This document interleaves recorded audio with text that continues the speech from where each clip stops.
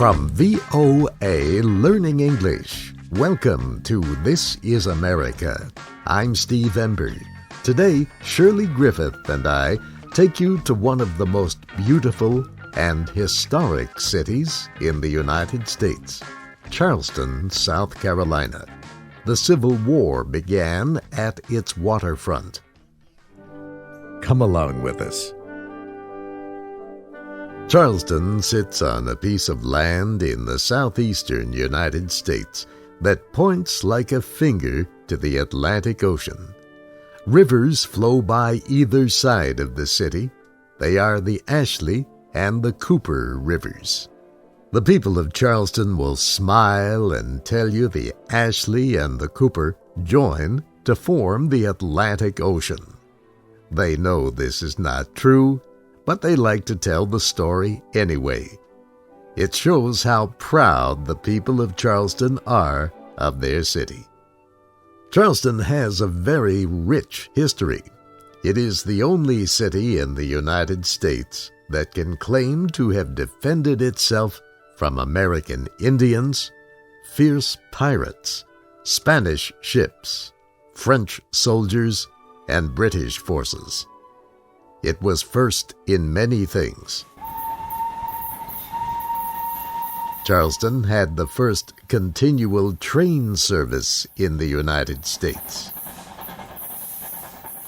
It built the first museum and the first public flower garden in America. And the first battle of the American Civil War took place on a very small but important island in its port. Charleston has some of the most beautiful and unusual homes in America. One travel writer has called Charleston the most friendly city in the United States.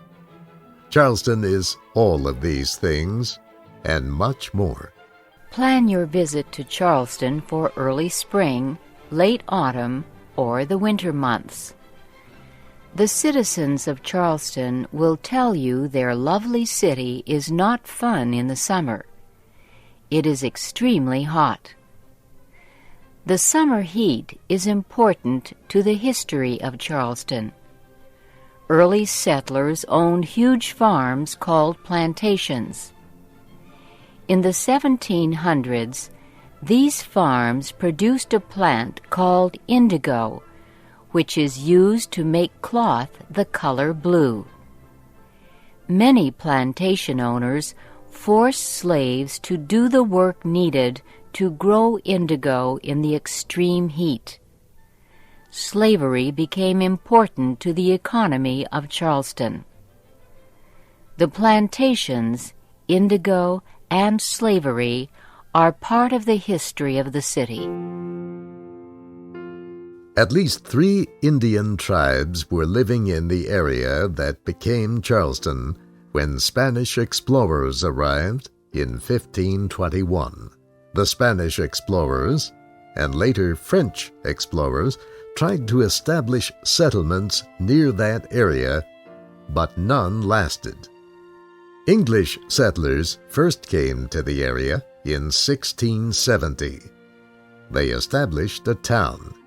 They called it Charlestown in honor of the English king, Charles II. The people of the city changed its name to Charleston in 1783.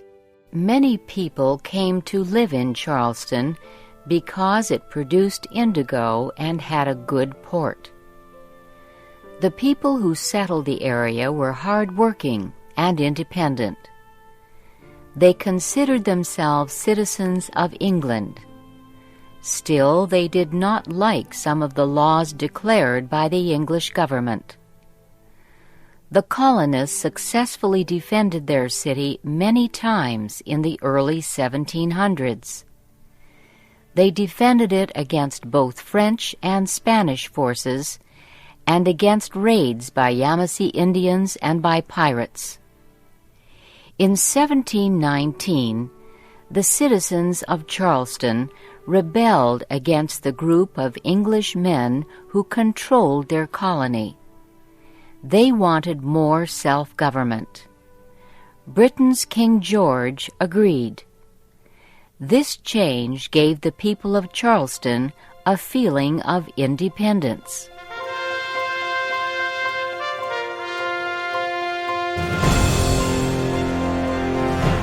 Charleston is still proud of its part in the War for Independence. The city provided several political and military leaders during the American Revolution. British forces attacked it 2 times, but were defeated by the people of Charleston. The 3rd time, the British captured the city and held it for more than a year. Charleston continued to grow after the American colonists had won their independence from England. The new federal government knew that the city was important. Workers began building a strong base to guard Charleston in 1828. This base was on a small island in Charleston Harbor. It was named Fort Sumter. It was designed to guard the city from any future enemy. There were no thoughts of war or future enemies while Fort Sumter was being built. The plantations near Charleston had begun to plant new crops like rice and cotton. With the help of slave labor, cotton became extremely important to the economy of Charleston and much of the South. Many people in the northern United States began to think that slavery was very wrong, however. Slave owners in the South wanted things to remain as they had always been. They believed the federal government had no right to tell them what they could or could not do. A national crisis began when Abraham Lincoln was elected president in 1860. The people of South Carolina believed he would try to end slavery by force. They voted to leave the United States. They were quickly followed by other southern states. These southern states soon created the government of the Confederate States of America. Federal troops controlled Fort Sumter when South Carolina voted to leave the Union. The people of Charleston demanded the federal troops leave.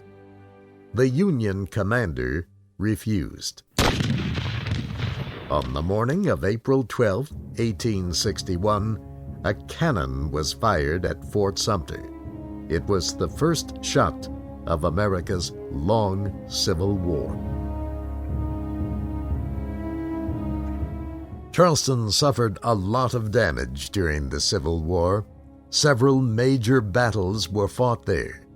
Late in the war, another battle for control of Fort Sumter continued for almost 2 years. Much of Charleston had been destroyed by the time the war ended. Rebuilding the city was a long and slow process. The people of Charleston tried to save the historic buildings from the 1700s. They wanted to keep those buildings they felt were an important part of their city. The huge plantations near Charleston were also in need of rebuilding. Many owners failed in their efforts because they could no longer use slave labor. Their farms became much smaller. The historic buildings of Charleston were affected by weather as well as wars. Through the years, ocean storms have severely damaged the city. A major storm struck Charleston in September 1989. It killed 18 people and caused more than $3 billion in damage. The huge storm had winds of more than 217 kilometers an hour. It caused high waves that severely flooded city streets. The federal, state, and city governments and individual citizens have spent millions of dollars to rebuild and repair historic areas. So in some places, Charleston looks a lot like it has for several hundred years. In the center of the city are stores in small 100-year-old buildings. The same family has owned one of the stores for almost 150 years.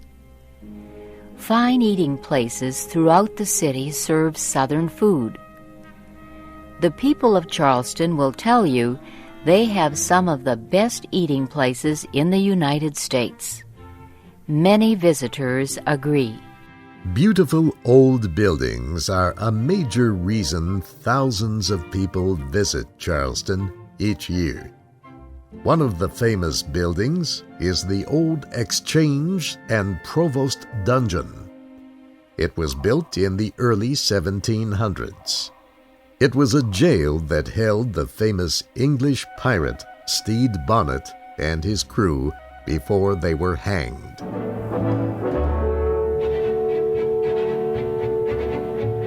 Several of the old plantation farms near Charleston also are open to visitors. One is called Boone Hall Plantation. It is still a working farm. Boone Hall Plantation looks much like it did before the American Civil War. It has been used as the setting for a number of movies and television programs about the American South and the Civil War. From almost anywhere along the waterfront in Charleston, you can see a large American flag flying over the small island that still holds Fort Sumter. Most visitors go to the historic fort during their time in Charleston. Several companies provide boat rides to the fort. Much of the fort was destroyed during the Civil War. But what remains of Fort Sumter is protected by the National Park Service. Park workers meet each boat and explain about the battles that took place. Charleston has many interesting places to visit. However, the people who live in the city really make it special. They are extremely friendly in a way that is part of the culture of the American South. The people of Charleston continue to keep their city beautiful using modern technology to protect their historic past.